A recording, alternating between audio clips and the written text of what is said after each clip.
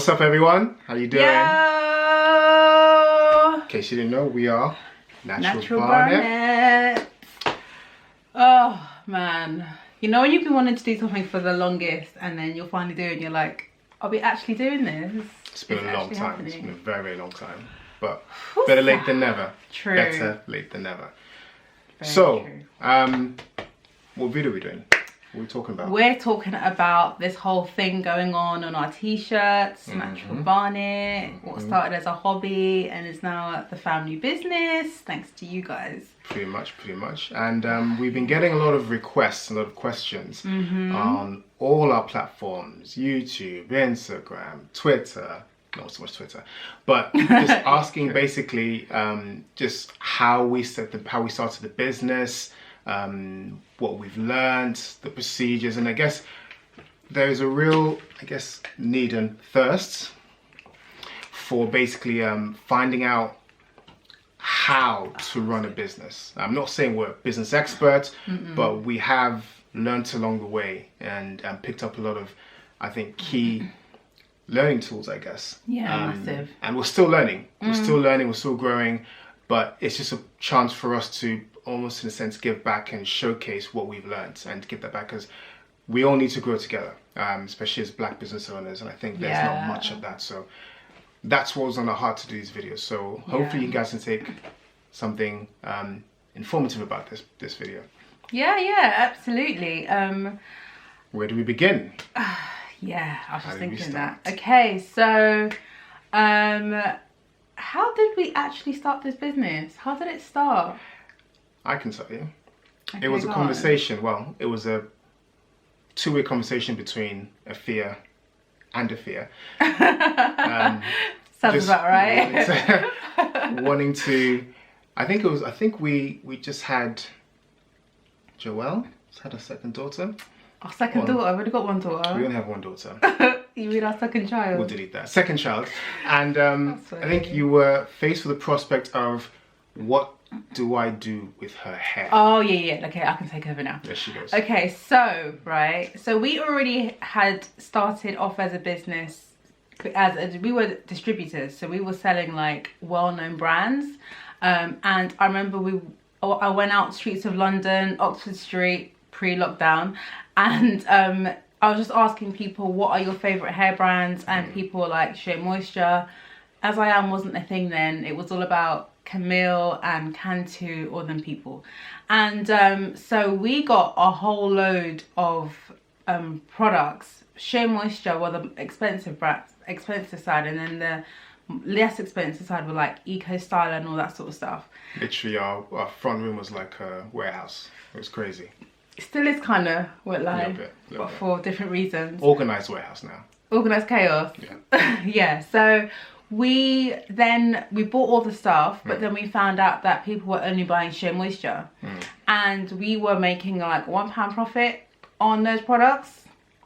No shame, just stating facts. So it was like, okay, so what's the point? And we had these boxes sitting here for like 2 years. It was so depressing. Because you know when you have something in mind, how you just envision how something's gonna work and it doesn't work, and you're like, did I get this totally wrong? I mean, we prayed about it extensively. We did all the right things, but still, business just wasn't working out at all. Because people could just get Shea Moisture from anywhere else. And then people started asking us, oh, what, do you make your own stuff? I was like, no. I'd even include, in terms of all the right things, we went to a particular market stall, 5 in the morning, in the cold, winter cold, standing there. Who had our kids? It was, I think we dumped them off someone. And, sorry, whoever you are, I don't remember. I mean, it was a learning curve, right? So everything in business is a learning curve. And what was interesting is that we chose, unfortunately, a market where our demographic, us, weren't there.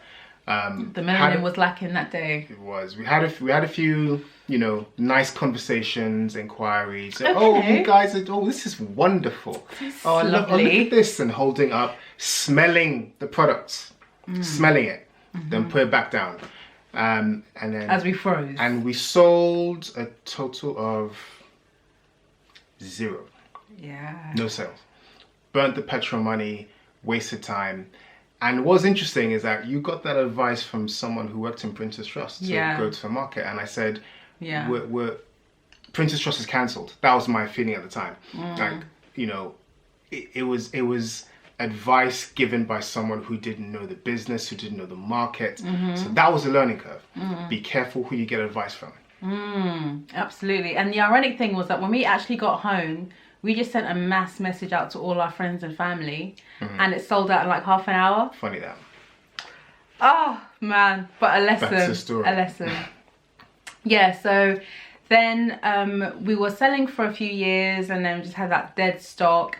And then literally, what happened was we had our daughter Joelle, and she's got like, I'll show some pictures somewhere, but she was born with a full head of hair, and then within like a couple of months she started getting the patch on the back and the patch on the sides, and I was just looking at her hair thinking, this isn't right, because people were saying it's how she sleeps, and I thought, well, I sleep all sort of ways, but I don't get patches like that. Like, I was even putting a satin, it wasn't working. And she slept on the front, so how do you explain that? Yeah, exactly. Didn't make any sense. And let's just be real here, like, babies who are not black don't have that problem. So why is it just our babies that have that? Anyway, so I was just thinking, this isn't right. And then I just started getting a bit paranoid, or going all mama bear with the products that I was using in my hair, all the big name brands. And I just automatically thought, so I don't know what it was. Somebody just said to me, look at the ingredients. So I was one by one looking at the ingredients, like, oh, water's fine. And then I was just seeing other things like following on after that, like sulfates and parabens and like artificial oils and all that. So I was like, what? So I thought, okay, if I'm not happy with it going in her hair, I'm not going to use it for mine. All the while, I was just using Johnson's Baby. Sorry. I was just using, just got an order. I was just using Johnson's Baby shampoo and coconut oil in her hair. So, literally, where did we go from there? Well, I think what you started doing is you decided to make products that would be best suited for your hair and Joelle's hair. Yeah. Now, mind you, take it back a bit. Afia had no intention of making products to sell. I had no idea what to do. Well, there's that. And it just shows the next thing is do your research. Do your research. Even if it's just to find out stuff about yourself, do your research. That can't be, I think explained enough. And by doing the research Afia did and finding out these products weren't working for our own family, Afia decided to make products that were child-friendly, user-friendly, not just for children, but for us as well. And me, I'm a product junkie, so whatever she uses, I'm taking half of it. Just facts. Does anyone have this problem? When you have your own products, hair products, your husband, boyfriend, person is just taking all your stuff. What's yours is mine, what's mine is yours. Oh my gosh, no one told me. Before you get married, if anyone is looking to get married, have this conversation first. Well, that's all I'm saying. Anyway, so it was making the products, and I think the next thing that happened was her hair, both your hair started to flourish, and we started to get asking questions from fan members. Oh, what do you use on your daughter's hair? Yeah, that blew me away. Light bulb. Yeah, because I'll be real, at the time we had no money. No money. And at the same time we were also paying back Prince's Trust, and for the grant. Or loan. But anyway, that's one other video. But so it was just a case, because I remember at the time we started making meat pies for our church, and that was doing really well. That was enough for us to get our food shop for the week. And then people were asking about like what were we using on our hair, and it's like, okay, are you sure you want it? And in the beginning, Yemi doesn't have that problem, but I was thinking, oh, I can't charge you guys, your family, your friends. And Yemi was like, what's wrong with you? Literally, like, you made it. Be more Nigerian. I'm too Ghanaian. We always say this. I'm Ghanaian, so we're just too polite. Whereas he's just like, boom. Just keep it real, man. Just keep it real. So yeah, just started selling it bit by bit, and I remember when we sold it to our friends at church. It was always a church family. They loved it so much. And then you used to work for a newspaper, and we were in a college, and then a lot of people came. We were doing what was it? A fair. Yeah. Place, yeah. And the name was gathering momentum. It was gathering sort of traction. People were knowing about us. The Instagram page was growing. And then you spoke to someone about where we'd sell it, because we were still selling it pretty much from the boot of the car. And when we were distribution, we had a website. We were selling, or hoping to sell through the website. I don't think we even sold it through the website. We sold it again through hand transaction. And so the website didn't really we didn't have a website then. That you bought it one. Distribution. No, it wasn't on. It wasn't on. Through Sage. What, for our products? No, the old products. Oh yeah, the old products. Yeah, the old products. As a distribution. Oh, okay. So that was there, and the key thing was that we had a plan in terms of what we wanted, but then the direction changed. So what that meant is that what we expected to happen through, the way the market was and shifted, and how our demands changed, the nature of the business changed. So we went from being distributors to being manufacturers, producing our own product, and just through, finding out what products were in original brands we were using, making our own, to basically people asking, well, what are you guys using? And that's how it's evolved. And that's been, again, another learning curve, is don't be afraid to change the nature of your business or aspects of your business depending on what the market demands. Yeah, I would 100% agree with that. You are working for your customers. Obviously everything within reason, but it's your customers who are steering the ship for your business, and it's a supply and demand. So it's as simple as that, really.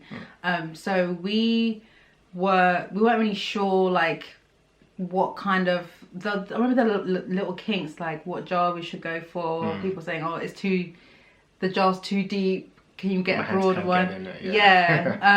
And people, and also when we first started, we only did the smoothie. Yeah. And then we also had the oil, and people were like, "Oh, do you have an oil?" So put that out, and then people were like, "Oh, do you have a deep conditioner? Can you do that?" So put that out, and there are other things in the pipeline, but it's always been led by just what the customer wants, and also just getting over, for me, imposter syndrome, because I just think to myself, yeah, well, I'm not quite sure. But what I would say is really important in business is to always start off slowly. It's not a case of doing everything at the same time and just putting it all out there, because I see people, not something I see, people would say to me, "Oh, why don't you have more staff?" Or like, "Why don't you put more stuff out there?" But it's not about that at all. Just start with what you have. Even when we started our business, we had like, if you knew the equipment that we had like this MacBook, if you can call it that. It was an encyclopedia from 1920. It was a whack book. It was so bad. I mean, oh my god, it actually spoke to you as you press keys. It made this humming noise, like, "How are you, Mac? It belonged in a museum." It was so bad. It was horrible. But you know what? At the time, it was perfect for us. Yeah, right? it did the job. That's what we needed. It did. And we had it for. I remember when it was time to move on, and you were like, "We should get you." I was like, "No, it's fine, it's fine." She calls me a hoarder. Hold on. I come from the background. If it's not broken, like if you push the on button, it doesn't come on, then you throw it away. Not throw it away just because it's not working the way you want it to work. This thing was in the ICU, man. That was done. You're too big. Anyway, so just start with what you have, and don't be afraid of what you have. It's not a case of looking what the other person has and going into debt in order to just to get these crazy effects. People appreciate the realness, and that's something that we've always been about. We've just always been totally real. All of our pictures we take either in the park or in our back garden. Our camera was a second-hand camera. Even Still before is. that, yeah, it's true. It's true. Yeah. Before that, we were using our phones. We use your phone sometimes. Yeah. I mean, yeah. And the key thing about that is in the purpose behind that is keeping your costs down. Yes. There is no point appearing to be a successful business when you're struggling. Having a second-hand computer, having a second-hand camera, not hiring a studio to take fantastic shots where you're not making sales. Keep your costs down, right? Because again, as Afia said, supply and demand. If your costs are here and your income is there, then you're struggling. And within a few months or years, you have no business anymore. You go boss. Or you borrow more money, get more investment, which is something that we learn from Printers Trust. We start small and we've grown organically. Sorry, that was Note to self, put phone on silent. But anyway, we weren't doing this for effect or to show off anything. It's just the nature of, and it's a blessing. Every single order we have is a blessing. Every time we get an order, we say thank you, Lord. Absolutely, we're so grateful. Because again, this has just been organic growth, pure organic growth. We focused on the factors. If we were customers of Natural Barnet, what would we like to see with the product? What's the quality of the product? What the results of the products? How would we want to be treated in terms of customer service? And massive point. I so want to touch on that. I'm so glad you said that, because I think when it comes back to what we were talking about before, being our own customer, not just in terms of what the ingredients I wanted to put in our hair, or my hair, my daughter's hair, and mine, your hair that you've stolen, and our son. Also, just in terms of just wanted a place where you felt safe to get hair advice as well. But coming back to customer service, I just think there's a real gap, especially in my experience, just with small businesses, with getting back to people, and not just getting back to people in a timely manner, but also being respectful, because we've had some difficult customers. That's another video, by the way. But we've had some, and it's not even, it's difficult customers, but it's keeping your dignity and respecting the other person, because at the end of the day, oftentimes it's so easy to just come back at someone when they've been quite aggressive, and it always comes across harsher when it's on a screen. Always. You don't get the tone. But giving that person the opportunity to replying to them and say, okay, this is what I understand from what you said, XYZ. This is what we want to do to try and rectify that XYZ. And I'd say 100% of the time, the person has come back and said, oh, the won't always apologise, but they'll soften their tone, and it just changes the whole trajectory of that whole conversation.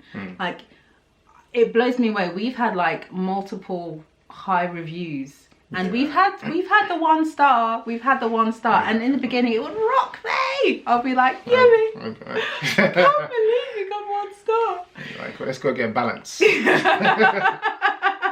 You're But I'll just, and then you would say to me, like, message that person 1-to-1, and don't fight with what it is. Don't come at it with the same. You gotta be professional. Yeah, exactly.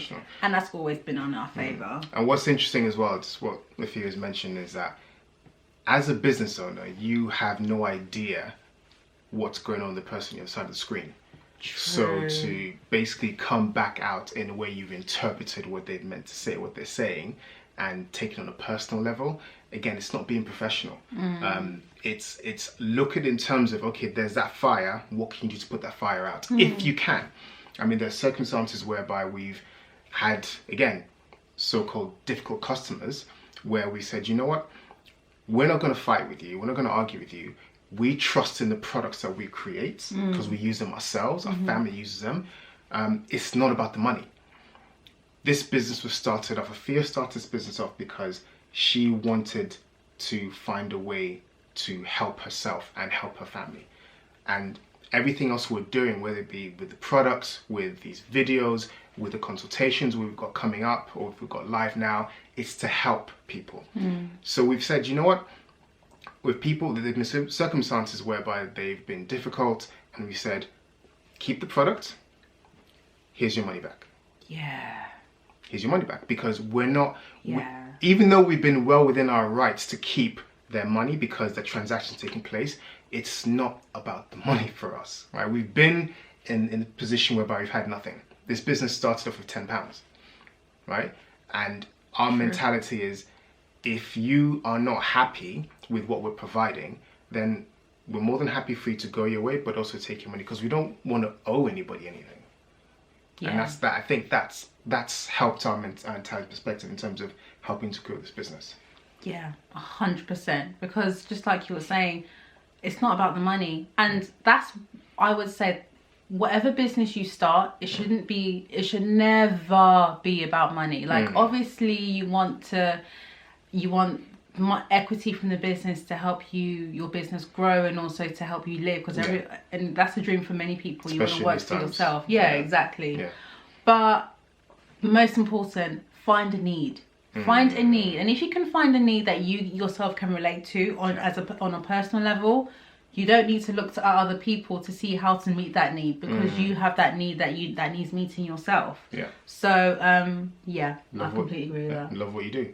Yeah, absolutely. And last point we wanted to talk about today, really quickly, if we can, is when we started off with Etsy. So it was such a contrast. So when we had Princess Trust, we had a loan that we had to pay back, which took 3 years. And we had people that were speaking, because I had to go speak to a panel of white people who didn't understand our brand, didn't understand what we were about, and they were like, that's a nice idea, but maybe you should look into doing XYZ and this and that. It was like going on Dragon's Den, and no one's understanding what you're about, because they're not. It was just off. Anyway, but yeah, I appreciate the opportunity. But yeah, so Princess Trust, and so was that. But then when we started off with Etsy, okay, we had no money, no starter, nothing. We had £10. Yeah. Actually, no, we had about £6, because £4 was for dinner that day. Absolutely. Yeah. Okay. So yeah, we had about £10. So that was a cost. Yeah. It wasn't a cost. So about £10. And the business has literally grown from there. We've done no marketing. So many people have said to us, send your stuff to bloggers, vloggers, send your stuff to people who can promote your business, pay for advertising. I've always been against that. And funny enough, I came from an advertising background. Yes. And I know it can work, but in terms of what are you trying to achieve with the advertising? What are you trying to achieve with the marketing? My strategy and our strategy was to focus on the product development itself. Make the product the best it can be, and as we've seen with the reviews, with word of mouth, we thankfully haven't needed to do any marketing. So if we choose to do marketing down the line, it'll be pretty much just for promotion, not because we want to get sales. But let's be real. If you advertise, there is no guarantee. There is no guarantee that advert being seen is going to convert into a sale. True. That's the harsh reality. True. In the 80s, when advertising was fantastic and you advertise one product and you'd get 50,000 sales, that's gone. There's different avenues and ways to now advertise and market.